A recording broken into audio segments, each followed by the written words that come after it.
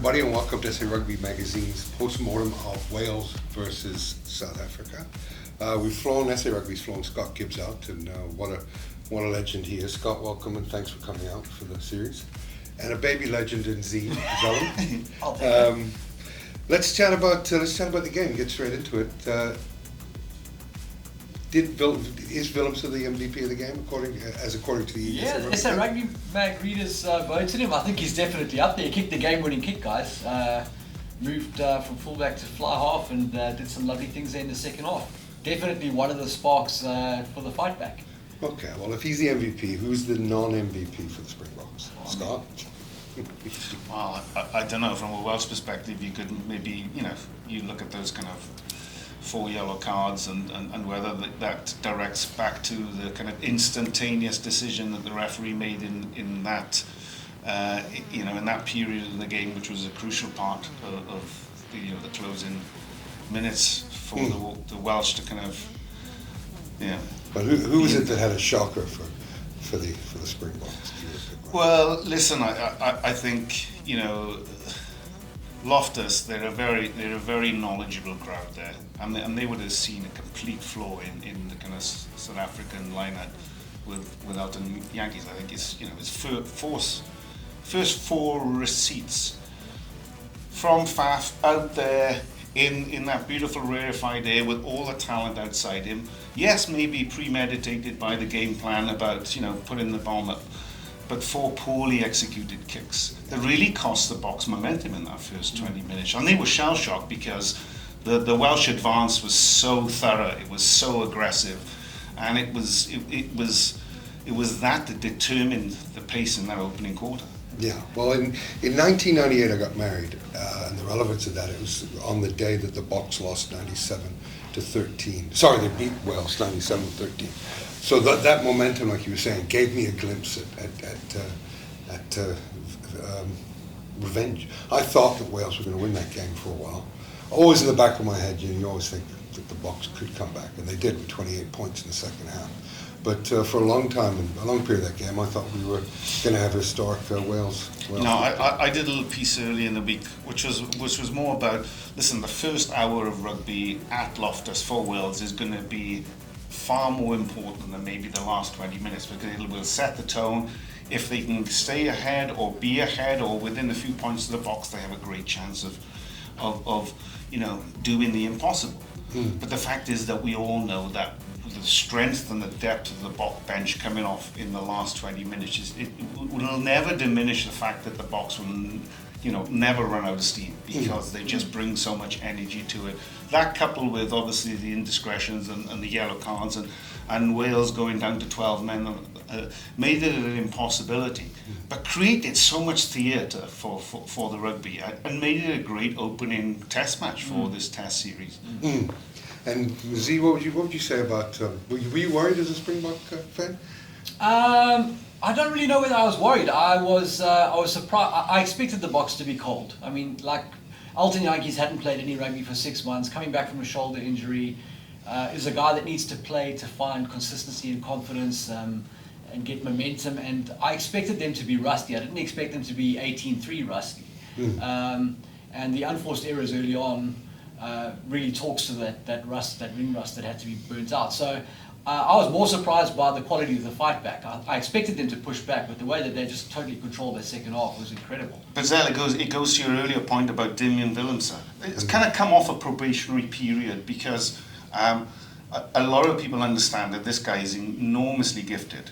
And more self-imposed, because he says he's a master of all crafts, but jack of all trades, maybe not master of none. But I think the fact is that now you found a capable replacement or someone to challenge that number 10 jersey going forward, because he looks equally adept at the back of the field with great vision as he does when he's in that first or second receiver slot, because some of his footwork late in that second half was just sublime. So I think you move off from the experiment, which is Yankees as a backup, and you firmly go with that pairing of Willemse and And how much confidence do you think was gained from Willemse playing in the URC?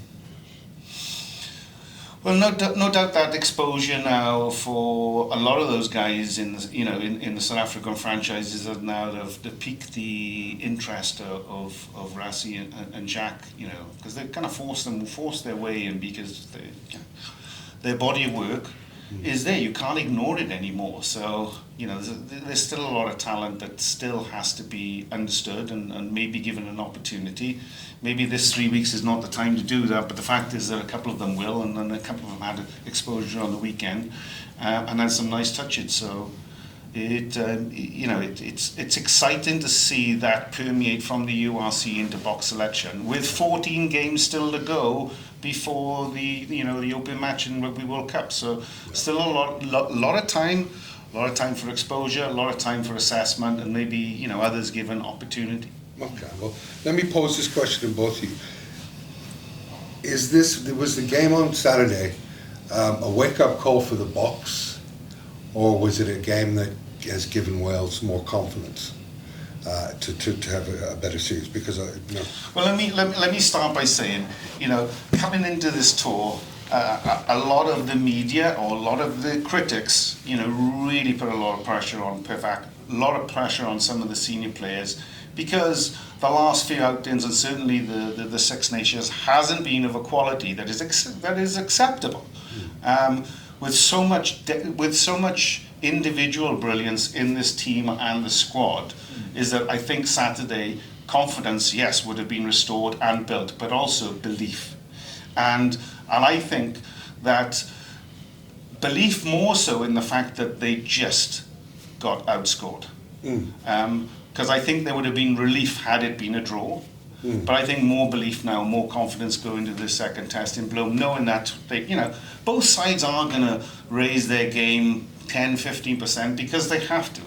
But the fact is that although Wales is showing across the park is that they restored some confidence and belief in themselves, and that was no further demonstrated by the opening try by Zamet.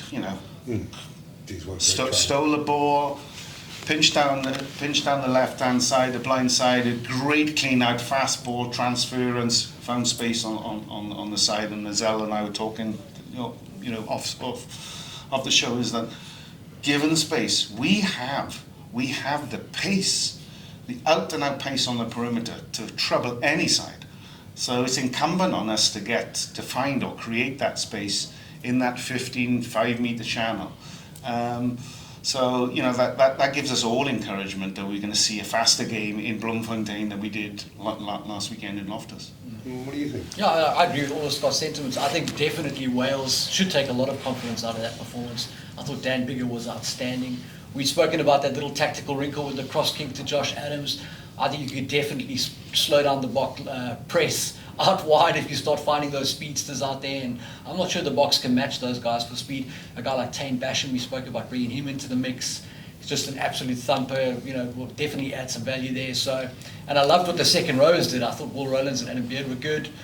So definitely a lot of confidence there. And then for the Boks, it's beyond wake-up call time, Kev, because people have been raising questions about who's behind Andre Pollard at fly-off and what are we doing at fullback for a long, long time. Yeah. And it just talks to the efficacy of the Boks plan that we've won a World Cup with major question marks at key tactical decision-maker positions.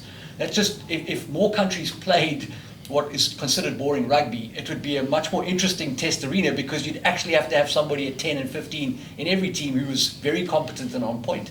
We're getting away with a plan that is more effective than other teams, and we've got a pack to back it up. But as Saturday showed, when you have a guy 10 whose unforced error rate is particularly high, who's having a very bad day at the office, and in Alton's defence, he hasn't played any rugby, it can create big problems for you. And you saw what Damian Willemse and Willie LaRue brought to the party. It changed the whole game around. So we're well past wake-up call time. For me, Damian Willemse is a fly-off, and he should have been in the mix in their plans for much longer than he has been. You mentioned his footwork in tight spaces. I think that's where he thrives. He's an instinctive jinker.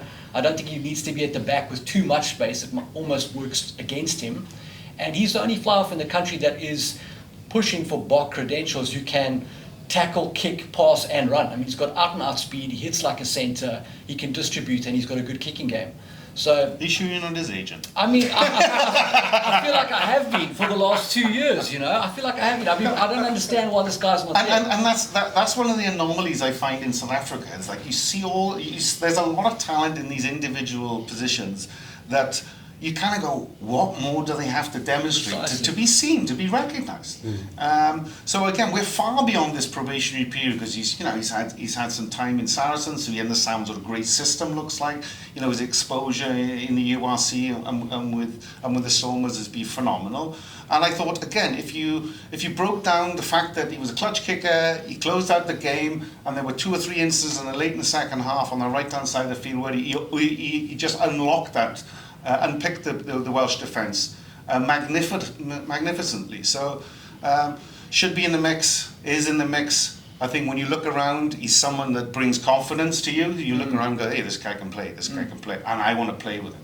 So, and I think that's another element that they will need going into this second test is when you look around when your backs are against the wall, who are you going to rely on? And I think he's a Mr. Performer. There's no doubt. For me, I agree with what you're saying. My only concern is you got Pivac that's coaching Wales, loses to Italy. To me, he should have been gone then. You have 3 close tests or semi-close tests against Wales, and he just doesn't do enough to get fired and bring in someone more competent than him for the Welsh, which is my concern. Well, listen, this is not a flip of the coin decision, Kev, isn't it? And I mean, I think in the ruthless business of sport. Pivac and Eddie Jones are right at the kind of zenith of, are these guys going to last the journey, or do we need to make the tough decisions now and maybe undo some of the good work? But the fact is that he inherited a side that had a certain dynamic and a certain DNA that was imprinted on him on that squad for 10 years. And they lost only 3 points in this. And the thing is that, Wales needed to move off that kind of, the Gatland way of playing anyway. His early shape looked very encouraging. But of course, the reality of Test match football is that you have to logically move to a more conservative type of football game, because when you're not winning, you got to kind of find that win to restore confidence, to keep everybody at bay. So it's a performance-driven business. That is, results-driven business, but performances drive results. And Saturday we saw a performance that was worthy of result, apart from some indiscretions. And that's what happened when you play on the edge, Zal. Those things either go for you, because if Dan Biggar didn't get yellowed, if Reece Samit didn't get yellowed, they could have been a different complexion. Yeah. And you could see the amount of energy that it took to be there, be present, to put the back box under pressure, to kick the points, to be ahead, to stay ahead until late in the game, where that it was going to take an enormous challenge, and you need 15 players on the field that can be there to outlast the opposition. So is Pivac's job safe? It's safe for now, Kev. It's safe for now. I mean, we got 2 test matches of footy left, and I think there should be a review as to, is this the right direction that this team needs to be going in under his kind of management, because there's certainly the caliber of players there to back that up. But they need to back their coach too, because they need to back themselves in the confidence that we can't play a certain way. We can be very adaptable, we can be gnarly in defence and a hard team to beat, but we also need to find our voice, our kind of our tempo. And I think that is more of an up tempo with a little bit more width, allied with a defined kick-in strategy that we saw on Saturday work really well. But above all, it has to be underpinned with discipline. Yeah, for sure. Guys, thanks very much for your conversation, and look forward to more videos this week as we analyse the upcoming game and some of the other internationals overseas. Thanks, guys.